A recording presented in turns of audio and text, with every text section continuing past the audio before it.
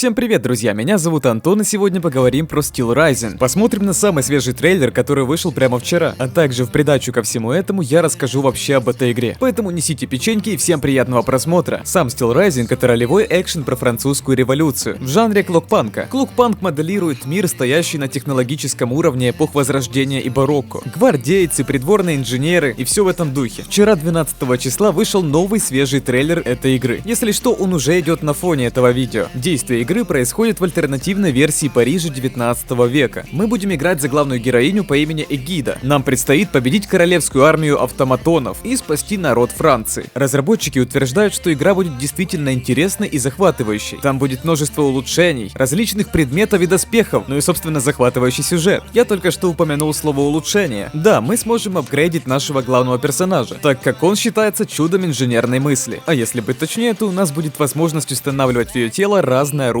и с этого формировать ее боевой стиль. Да, у главного персонажа будет не один единственный стиль боя, и его можно будет улучшать. Также мы сможем использовать различные интересные предметы. К примеру, такой как крюк-кошка, что поможет нам прицепиться на крышу здания, на любой возвышенный предмет и притянуться к нему. Что по поводу сюжета? Открытый мир или же все-таки линейность? Об этом разработчики сказали так, что в начале игры мы будем играть в линейном стиле, а позже мы сможем путешествовать по различным местам в городе. Не сказал бы, что это прямо открытый мир, но какая-то доля правды здесь существует. Как раз таки в этих локациях, которые мы будем исследовать позже, мы сможем прокачивать главного персонажа, а также ее оружие для битв с боссами. И у некоторых из них будут свои личные истории их жизни и прочее. Изучая новый 5-минутный трейлер, который вышел вчера, сразу можем заметить врагов, которые скорее всего будут разбросаны по всем улицам этого города. Я не считаю, что это какие-то мега-боссы, с которыми предстоит сражаться по сюжетной линии. Это скорее всего NPC, которые будут встречаться часто на карте. А карта на самом деле, несмотря на то, что это всего лишь город, и он считается как бы открытым миром, достаточно обширно. И тут точно будет что поизучать. Также с этого трейлера можно заметить, что в игре присутствует быстрое перемещение. Главная героиня, которая прямо сейчас на экране подходит к этой карете, может выбрать, куда же ей поехать. Собственно, так-то мы и сможем скоротать время и путешествовать по городу быстро. Вот как раз таки пример одного из боссов. Именно действительно боссов, которые уже не просто обычные NPC-шки на улице, которые мешают нам прохождению. Кстати, что по поводу улицы. Состояние города действительно весьма плачевное. Мы видим очень много разрухи. Последствия от боевок, как раз таки, которые случаются на этих улицах. Да и в принципе сама атмосфера очень даже интересна. Если честно, мне почему-то это напоминает какой-то Dishonored вперемешку с Elden Ring. Я не знаю, почему именно эта смесь, но напишите в комментарии, что думаете по поводу этой игры. На этом, собственно, все. Больше никаких интересных плюшек в этом трейлере не показали. В течение 5 минут мы просто немножко пофайтились с обычными NPC-шками, прибили одного большого босса, изучили маленькую часть прокачки, интересных предметов и прочего с этим связанного. Ну и в принципе посмотрели на атмосферу игры. Следующее, о чем хотелось бы поговорить, это дата выхода. Прямо сегодня появилась информация о том, что разработчики собираются перенести дату выхода на 8 сентября. Этот перенос связан с тем, что компания разработчиков хочет обеспечить наилучшие впечатления от игры в день релиза. Выйдет вообще игра на такие платформы, как PlayStation 5, Xbox Series X и S, ПК, в Steam, конечно же, Epic Games и GOG. Что ж, ждем игру и надеемся на то, что это будет реально что-то крутое. Лично мне сама стилистика игры действительно нравится. Поэтому вот такие вот плюшки, друзья. Всем огромное спасибо за просмотр. Ставьте лайк, если понравилось видео, а также не забывайте подписываться на канал. Видео выходят каждый день, поэтому стоит поставить колокольчик. Всем до встречи, друзья. Бай-бай.